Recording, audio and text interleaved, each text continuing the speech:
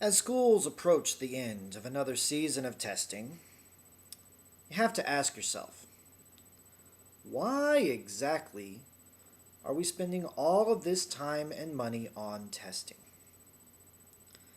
Do students really need to be tested that much? Don't they get tired of it? I'm a teacher, I know I do. As a matter of fact, it's safe to say that every single person at the school that I work at is absolutely sick and tired of testing. Not a person anywhere in the entire school district doesn't say, wow, it would be really nice if we could just go a day without testing. Maybe two. Oh, perhaps a whole week. Nah, wouldn't happen. I was just thinking, it costs our state a fortune with the amount of testing that we do on these children. And yet we're laying off stacks and stacks of teachers. Perhaps our children are overtested and undereducated. And maybe we need to look at increasing their education and decreasing their testing. Let's take a little look at the numbers.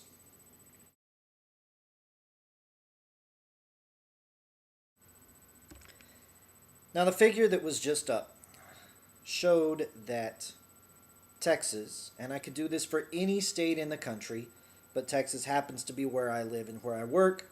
Texas spent almost $78 million paying a company to oversee our testing. To oversee our testing? What? Are they designing the tests? No. We're having people in Texas actually design the tests. So what exactly do they do? Well, that's a good question, and that's a question for another day. $78 million goes directly to this company. They print materials, send it to us, we distribute it. $78 million? Are you stinking kidding me? $78 million for tests. Wow. That's a lot of money. Forget about the million teachers that we're laying off. Tests, that's what's important. $78 million. Unfortunately, that really is just the beginning of the cost of these tests. You see, the most valuable resource in the education in our country are the personnel, the people that work in the schools. If you look at this figure that's coming up right now,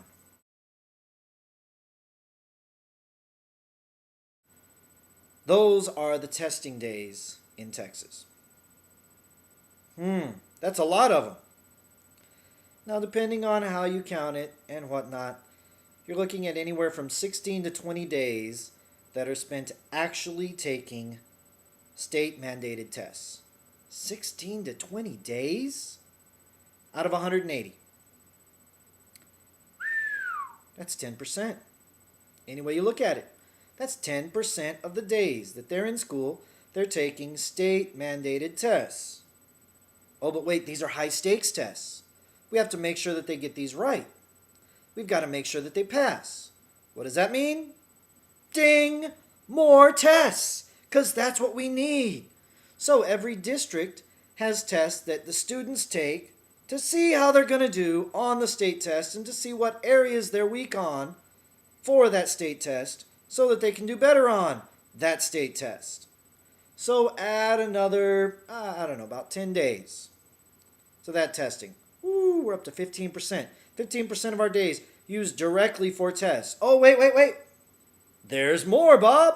Tell them what they've won. That's right. A nice 2 to 3 week review on the material that is on that test. But wait, they should be covering that through the year. Well, kind of. You see, we don't really want to test them on the material that they're supposed to learn this year. So we test them on material that they should have learned at some point. Which means if you don't have a review and they, for instance, didn't do a good job in a particular class last year, all of a sudden they just failed the test. And all of a sudden they will stay in the same grade, they will not graduate, etc. And we're punishing our students. Now, some students might deserve it, but the reality is we live in an area of no child left behind, or at least no child left untested. And so we have to do what we can to get these children ready for these tests. That's right, 2 to 3 weeks. Let's put another 15 days on there for getting ready for tests, reviewing for tests. Wow. That puts us at right about 30%. Maybe just a little under 30%. Just a little under 30% of our year is dedicated to taking tests and reviewing for tests.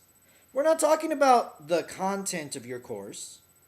We're talking about the state-mandated tests. Now, if our personnel is the most precious resource in our schools, and they are spending 30% of their time getting ready for and administering these tests, that means basically we're throwing away 30% of our state education budget.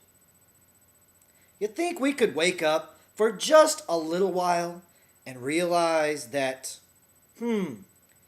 maybe having 30% more teachers would be a little bit more valuable than having every child so deeply tested? Think about it.